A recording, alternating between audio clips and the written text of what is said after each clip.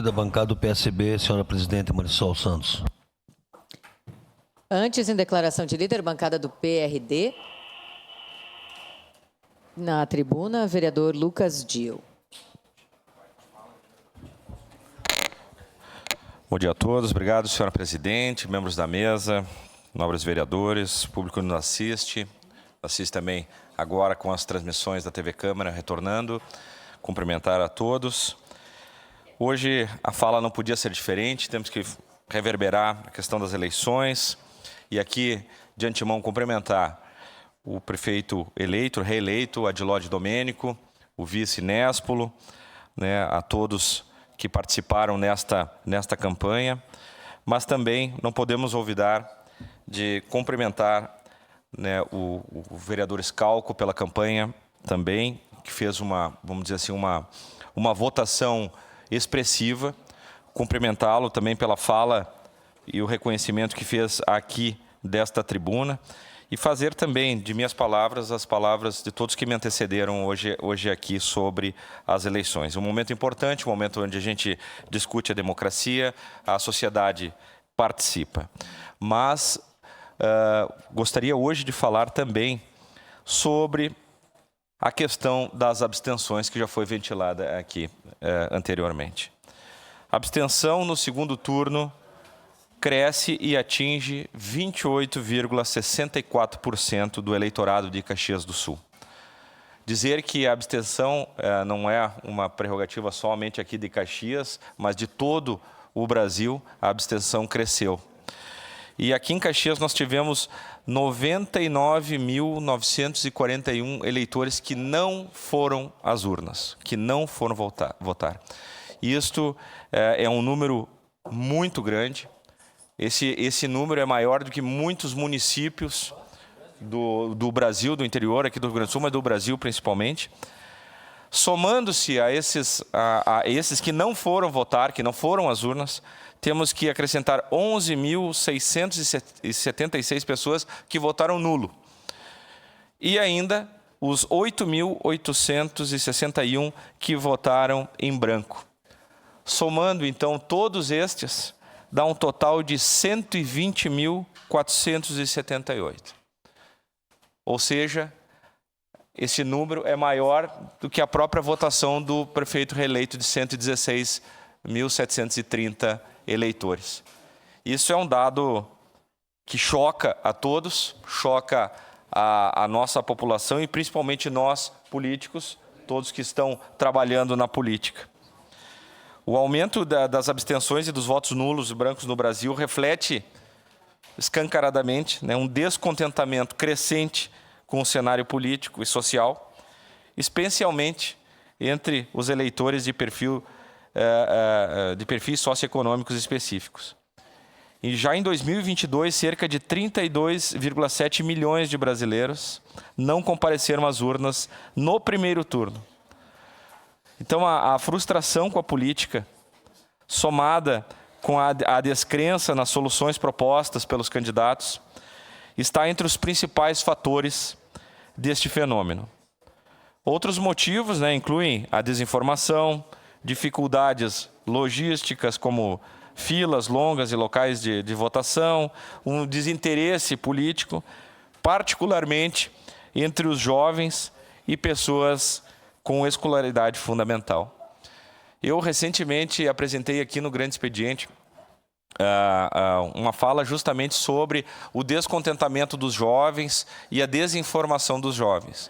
Nós já vimos há muito tempo passando nas escolas e a gente nota um desconhecimento de questões basilares, vereador Felipe, como inclusive onde é a Câmara de Vereadores, quem são os vereadores, o que faz o vereador, o que faz um deputado, o que faz um prefeito. Há uma confusão entre as figuras e os poderes, né, entre o poder legislativo, o poder executivo.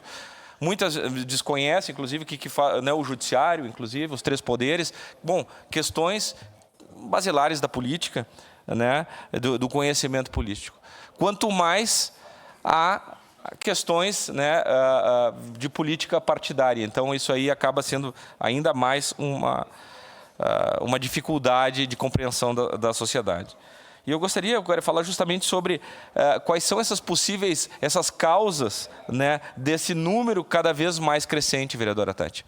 Então, claro, muitos dizem, não, isso é culpa dos políticos. Os políticos, porque político é desonesto, político é sem vergonha, político é corrupto, a corrupção.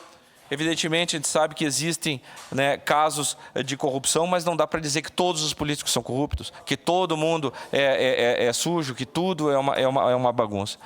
Ao meu entender, a política sempre foi, né, a forma de agregar as pessoas. Nós podemos ser divergentes, mas não somos inimigos. Nós temos que trabalhar como um amálgama da sociedade, trazendo ideias, e a gente cresce no debate, a gente cresce, vamos dizer, inclusive na divergência.